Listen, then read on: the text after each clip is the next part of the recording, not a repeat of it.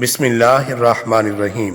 قربانی کے بعض بڑے جانوروں میں دو افراد کی یوں شرکت ہوتی ہے کہ تین تین حصے دونوں کی طرف سے اور ساتواں حصہ دونوں کی جانب سے مشترکہ طور پر حضور نبی کریم صلی اللہ علیہ وآلہ وسلم یا کسی بزرگ کے ایصال ثواب کے لیے ہوگا، یا بسا اوقات ایک جانور میں 6 افراد شریک ہو کر ساتویں حصے میں وہ تمام افراد آپ صلی اللہ علیہ وآلہ وسلم کے ایصال ثواب کے لیے قربانی کا ارادہ کرتے ہیں۔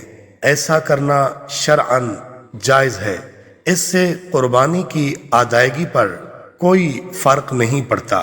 مفتی جلال الدین امجدی رحمۃ اللہ علیہ فرماتے ہیں، 6 آدمی مل کر بڑا جانور خریدیں اور ساتواں حصہ سب مل کر حضور نبی کریم صلی اللہ علیہ وآلہ وسلم کے نام پر قربانی کریں تو یہ جائز ہے، اس میں شرعاً کوئی قباحت نہیں ہے۔